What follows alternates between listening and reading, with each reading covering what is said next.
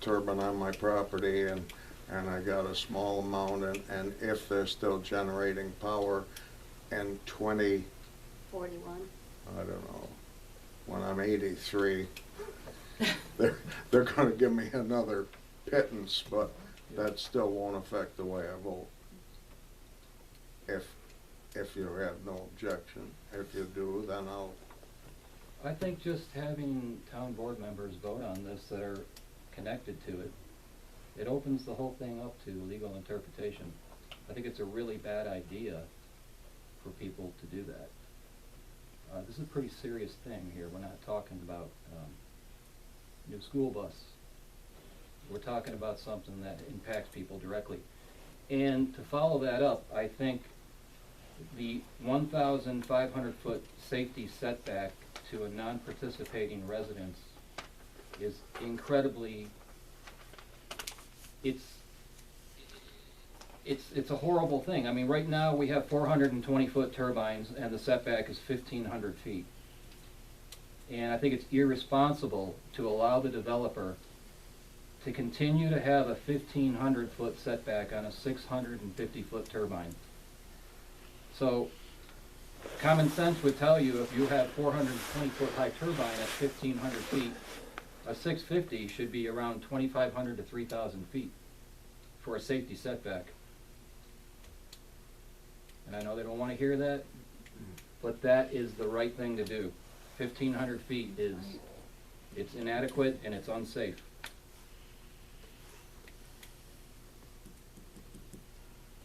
So, I tend to agree with him. it's ridiculous. Never heard of anything so crazy in my life. 1,500 feet was marginal in 2007. I didn't like it because I'm right in front of one of these damn things, and you're gonna maintain that for 650 feet? I'm sorry, this is crazy. It's hard to believe that they would allow this.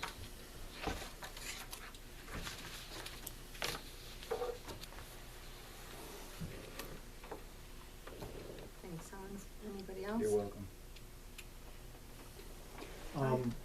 Back when that was introduced, weren't you supposed to have that information like 5 days ahead of time? You only got it that day?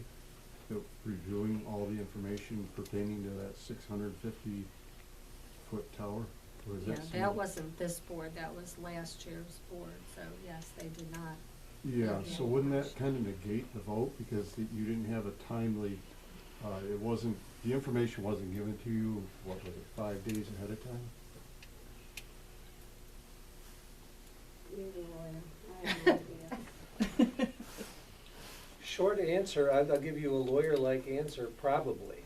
The law requires that the final draft of a local law be on the desks of members of the Oh, board we had the local law.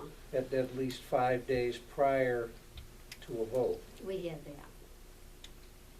Well, there was There was something that What happened we that Yeah. you didn't guys have were was, just given that night.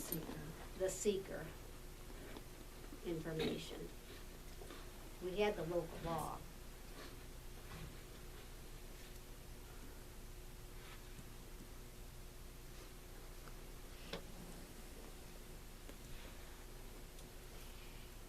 As far as I know, there's no time frame, as there is with the adoption of a local law, with respect to seeker review.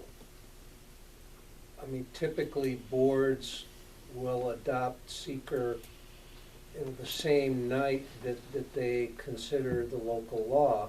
Sometimes that gets a little dicey, because when that happens, the sufficiency of the environmental review is open to question, because the board only took a look at it that night. And how much consideration could the board have given the environmental review if it only saw it that evening?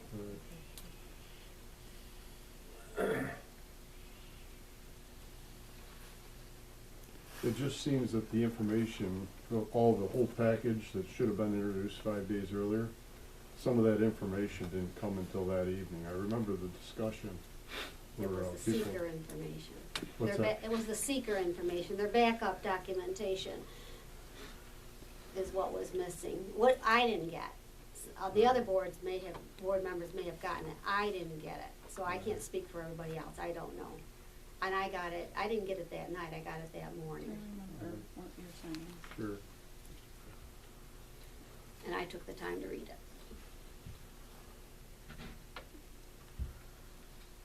So I'll speak. I'm Justin Lotak, so for some of you I have not met, nice to meet you. I'm with Bearing Winds. For the project itself, we had an open house last week, so some of you were there. Thank you for coming. It was really just an opportunity to share some of the information about the amendment that we are looking to file here shortly in the next couple of weeks. We also have the CPCN hearing, which is next week on Thursday evening in Hornell City Hall. That is really just a hearing about the financial wherewithal of the company and verifying that we can in fact operate the project financially according to the conditions in the Article 10. So we are making progress and just finishing our last few studies related to the amended layout for phase 1 of the project, and plan to file that here in the next couple of weeks. You know, regarding the discussion, as far as I'm aware, everything was done legally, and I know Hans, we spoke a little bit at the meeting about the setback. My understanding is the 1,500-foot setback is not something to do with safety. When you look at some of the safety guidelines of wind turbines themselves, they talk about a 1.1 times the tip height of the turbines, so a much shorter distance. That is from a safety perspective. There are other considerations that do affect, you know, neighbors, like sound or shadow flicker and things like that, is what I understand what the 1,500-foot setback is related to. As far as noise goes, that is something that gets addressed in the Article 10. We have a condition in our existing Article 10 that is very limiting on how much noise we can produce, and we will have to shut down turbines if they exceed the limitations at the receptors. So those conditions are in place with the existing Article 10 that was received last September. For any changes that we propose with the layout with this phase 1, we are assuming that everything will be exactly the same on that noise condition, as well as other environmental conditions that might affect non-participating property or houses 1,500 feet away, like shadow flicker. So just sharing that information as well about what I think the setbacks. There are other setbacks in Cohocton that are indeed related to the tip height of the turbine. So those setbacks do affect the layout and how far we can be away from items such as property lines and things like that. Is the hearing at 5 in Hornell next week? I have it on my calendar at 5. That was an invitation from Chip. I don't know if it actually Yeah, I starts have the at 5. same one, that's what I Okay, mine wondered says if 5 to it 8. was. Oh, okay. And But that's at the, like it's at the the Hornell courthouse? City Hall Yeah. courthouse, yeah. You haven't been approved yet for the 650s, have you? Through the siting board? Through the Article 10 process? Yeah, yeah. No, that is gonna be a much longer process. Because of the 650, or there's other things? Well, basically, the way they look at it is any changes, vertical, side to side, how much ground we're affecting, any changes in the project need to get reanalyzed. So the increase in tip height, some of the shifts in the turbine locations and the roads and the collection lines, all of those will be relooked at from the state, the DEC, and all their agencies to ensure that any sort of environmental impacts have not increased significantly.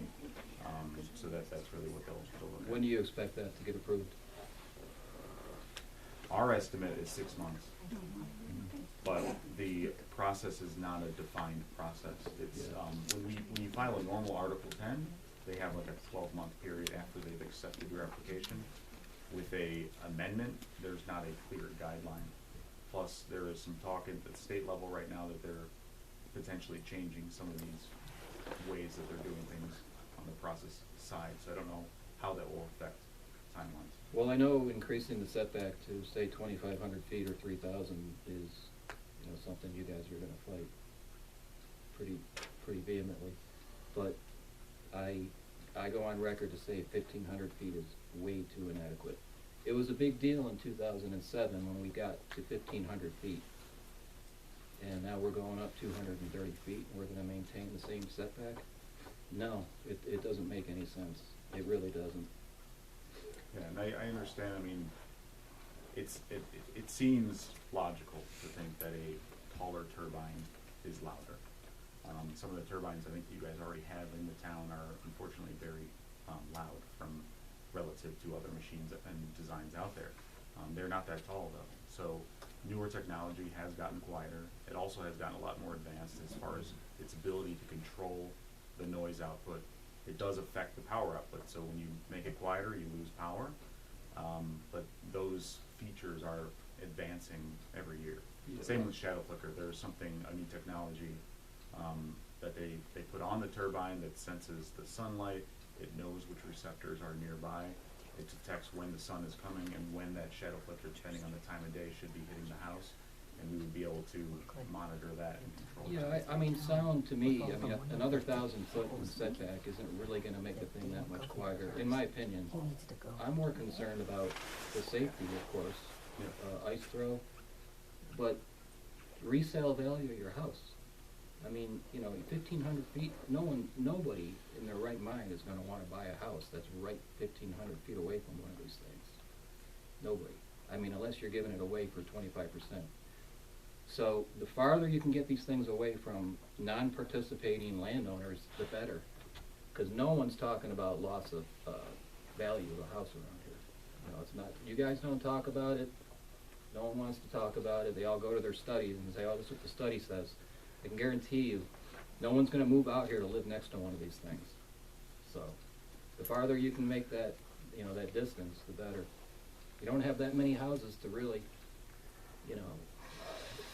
Yeah, so the trade-offs really of increasing a setback like that are just available land starts decreasing, and then that means less megawatts, less, you know, benefit to the town and to the landowners that would be benefiting from the project. So the project starts drastically reducing in size when that setback changes from 1,500 feet is a pretty big distance already in terms of where roads are, where houses are, even in a rural community. So I disagree, 1,500 feet is inadequate. It's really irresponsible, but that's just me. Have they selected the ad hoc board? I remember seeing a paper come to town that sometime in January, you're gonna have to submit 4 names, but I haven't heard of anything after that. Do you know? I have not heard. That was the Prattsburg Oh, was it? project. Okay. Yeah, we just got Okay. that.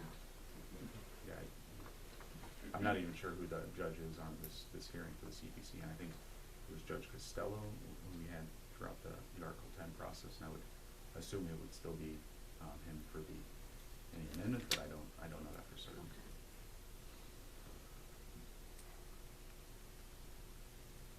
Anybody else? I have some questions. Am I going to be taking the bills over to Baldwin's tomorrow, or were you going that way? No, I'm going because I have to see them about the end of the year stuff. Okay, great. And when they come back, how can I get the checks? I've had vendors call me about the check payments for last month. I don't have the vouchers from last month either, and I need them for Oh, the vendors okay, call me. I can get those to you, yeah. They're just sitting there in the. I need all the check numbers on the flash drive. You didn't know, when I asked you for them, Oh. you didn't know what I was talking about. You didn't, I need Oh, them, well, I I need wouldn't all have them the, on a flash drive. they were all, however the checks get generated, Don used to put the check numbers on the flash drive so then I could input them, so when Toshiba calls me, also, did you guys see the contract payment for Okay, Toshiba? I think there's a list. So I need to be able to have those check numbers to reference if it's when vendors paid or call not. me. Okay, what check I numbers think I paid with. actually probably have a list. I didn't realize you needed that, but. Also, I still have not received my corrected W-2.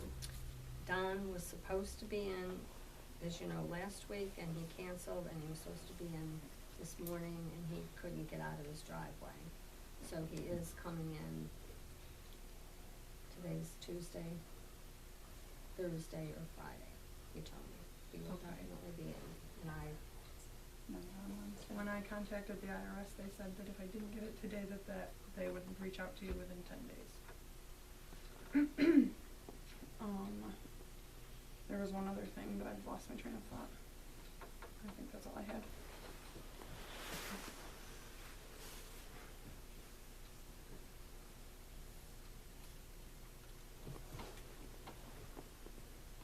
anything else? Board concerns? You good? Anything, Jan? No? Okay.